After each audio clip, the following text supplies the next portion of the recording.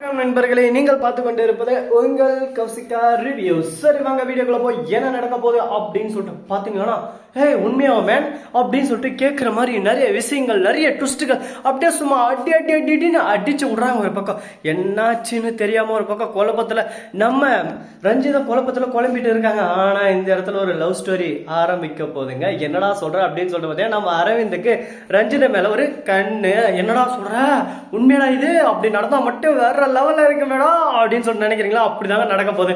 நம்ம அரவிந்த் இருக்காருல்ல, அவர் வந்து ரஞ்சிதா கிட்ட பேசுற விதமா கிட்ட எதனா கிட்ட அப்படியே சும்மா ரொமான்டிக்கா ஒரு பக்கம் அழகா ஒரு பக்கம் கியூட்டா லவ்வா பேசினு இருக்காங்க. அது மட்டும் இல்லாம கொதிக்கிற தண்ணியில நம்ம ரஞ்சிதா கைய அப்படியே சும்மா ராஜேஸ்வரி எடுத்து முழுக போனாங்களோ, அப்ப பதறிட்டாரு. ஐயோ ரஞ்சிதா அப்படின்னு சொல்லிட்டு அதை பார்க்கும்போது எப்படியோ ஒன்று இவர் ரெண்டு பேரும் சேர்த்து வச்சுட்டு அப்புறம் அந்த வீட்டில் பிரச்சனையே இருக்காது. அதுக்கப்புறமா ஒரு பிரச்சனை இருக்கும். யாரு அப்படின்னு சொல்லிட்டு ராஜேஸ்வரி தான் அவளை அடிச்சு ஓடணும். அது மட்டும் இல்லை, நம்ம ரஞ்சிதம் அரவிந்த் கேட்ட ஒவ்வொரு வார்த்தையை செருப்பால் அடிச்ச மாதிரி இருக்குடான்னு சொல்லிட்டு யோசிக்க ஆரம்பிக்கிறாங்க. அவர் சொன்னதும் உண்மைதானோ, தேவையில்லாம நம்ம வாழ்க்கையை நம்மளே ஸ்பாயில் பண்ண இருக்கணும். ரொம்ப அழகாவும் பேசுறாரு, புத்திசாலியாவும் இருக்காரு. பேசாம அவரவே கல்யாணம் பண்ணு, வாழ்க்கையில ஓஹோ ஓஹோன்னு செட்டில் ஆயிடலாமா அப்படின்னு சொல்லிட்டு யோசிக்க ஆரம்பிக்கிறாங்க. என்னதான் யோசிச்சாலும் என்னதான் பண்ணாலும் நடக்கிறதாங்க நடக்கும். அதுக்குன்னு சொல்லிட்டு நம்ம எதையும் மாற்றி அமைக்க முடியுமான்னு சொல்லிட்டு பார்த்தீங்கன்னா கண்டிப்பா மாற்றி அமைக்க முடியாது. வாழ்க்கைன்னா 1000 கஷ்டம் நஷ்டம் துக்கம் துயம் எல்லாமே இருக்கும். எல்லாத்தையும் கடந்த போறதுக்கு நாம தான் கத்துக்கணும். அதை விட்டு ஐயோ இங்க கொடையுதே ஐயோ அங்க கொடையுதேன்னு சொல்லிட்டு இருந்தா என்ன பண்ண முடியும்? ஒன்றும் பண்ண முடியாது. கொடையிறது கொடைஞ்சினே தான் இருக்கும். நாம தான் அடுத்து என்ன பண்ணலாம், அடுத்து அடி எப்படி வைக்கலாம்னு சொல்லிட்டு அடுத்தடுத்து முயற்சி பண்ணி நம்ம பாட்டு நம்ம வாழ்க்கையில முன்னேற போயினே இருக்கணும். அப்பதான் வாழ்க்கை சிறப்பாகவும் சீரும் சிறப்பாகவும் இருக்கும். சரி, இந்த மாதிரி எல்லாம் ஒரு பக்கம் போயிட்டு இருக்கும்போது மறுபக்கம் என்ன நடக்குதுன்னு சொல்லிட்டு பாத்தீங்கன்னா, நம்ம வெண்பா குட்டி இருக்காங்களா, அவங்க இருந்து போயிட்டு மல்லிகிட்ட பேசுறாங்க. அந்த சமயத்துல சாமியார் இருந்து, யோ சாமியாரே வாய வச்சிரு சும்மா ஏரியா அப்படின்னு நம்ம சொல்ல உடனே சாமியார் இருந்து, டே இந்த வீட்டுல ஒரு ரணகலம் நடக்க போகுதுடா, கூடிய விரைவில் கூடிய சீக்கிரம் ஒரு உயிர் பலி காவு பலி கேட்க போகுது. அது யார வேணாலும் இருக்கலாம். நேத்து நடந்த மாதிரி திரும்ப அந்த வீட்டுல ஒரு போட்டோ மாட்ட போறீங்கடா, அது யார வேணாலும் இருக்கலாம். ஏன் அந்த போட்டோல இருந்தவளே கடா இருக்கலாம்.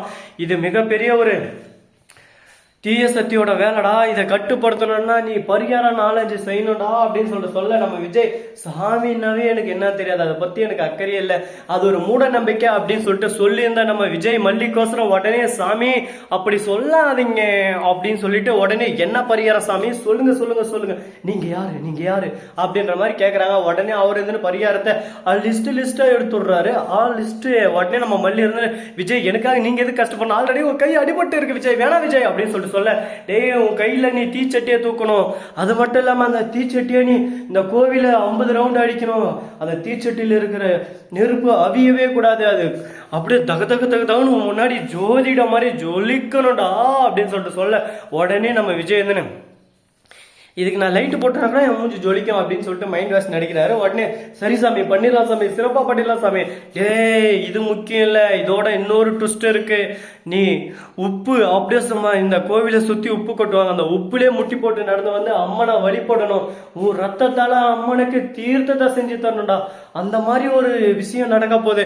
இதெல்லாம் உங்ககிட்ட கேட்டாங்களா? இதெல்லாம் இல்லை அம்மன் வந்து உங்ககிட்ட கேட்டுச்சாடா கம்னாட்டி அப்படின்னு சொல்லிட்டு நாம கேட்கலாம். ஆனா அந்த சாமியார் சொல்றது எப்படி இருக்கு, அவர் சொல்றதெல்லாம் 100க்கு 100 உண்மைங்க. இது நடக்கலாம், இதுல 1000% உண்மை இருக்கு, உண்மையை தவிர வேறு ஒன்றும் இல்லை அப்படின்னு சொல்லிட்டு நாம சொல்லலாம். ஆனா நடக்கிறது தானே நடக்கும். நாம என்ன பண்ண முடியும் சொல்லுங்க பார்க்கலாம். வாழ்க்கைன்னா இந்த மாதிரி கஷ்டம் எல்லாம் வந்துனே இருக்கும். எல்லா கஷ்டத்தையும் நாம தான் தாங்க கத்துக்கணும். அப்பதான் வாழ்க்கையில கொஞ்சமா முன்னேற போயினே இருக்க முடியும். இல்ல கசக்குது, அவரைக்காய் புளிக்குது அப்படின்னு சொல்லிட்டு இருந்தா ஒண்ணுமே பண்ண முடியாதுங்க. சரி நடந்துச்சு, இனிமே என்ன பண்ணலாம் ஏது பண்ணலாம் அப்படின்ற ஒவ்வொரு அப்டேட்டும் நீங்க தெரிஞ்சுக்கணும்னு நினைக்கிறீங்களா? அதுக்கு நீங்க பண்ண வேண்டியது 2 விஷயம் தாங்க. 1, நம்ம சேனலை கண்டினியூஸா பார்க்கணும். அந்த சாமி சார்ந்த பரிகாரம் எதுவுமே விஜயால செய்ய முடியாதுன்னு சொல்லிட்டு மல்லி இந்த பரிகாரமே வேணாம், இந்த பரிகாரம் செஞ்சா என் விஜயே போயிடுவாட்டாட்டுங்குது. அந்த மாதிரி பரிகாரம் சொல்றீங்க சாமி, வேணாம் சாமி, என் உயிருக்கு எதனா ஆனாக்கடா என்பது என் விஜய் கஷ்டப்படக்கூடாது அப்படின்னு சொல்றாங்க.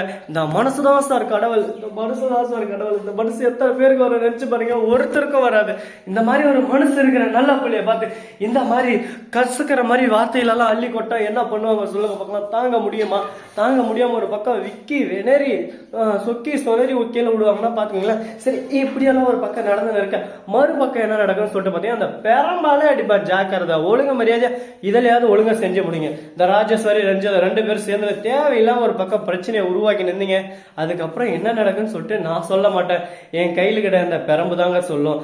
அந்த அளவுக்கு நாம ஒரு பக்கம் மல்டி டேலண்ட் பர்சன்னா பாத்துக்கோங்களேன். இதெல்லாம் நம்புற மாதிரி இருக்குது அப்படின்னு சொல்லிட்டு கேட்பீங்க. நம்பிக்கை தானே எல்லாம், நம்பிக்கை தானே வாழ்க்கை. அப்படிப்பட்ட வாழ்க்கையில நம்ம பயணிக்கிற போது நம்பிதான் ஆகணும்.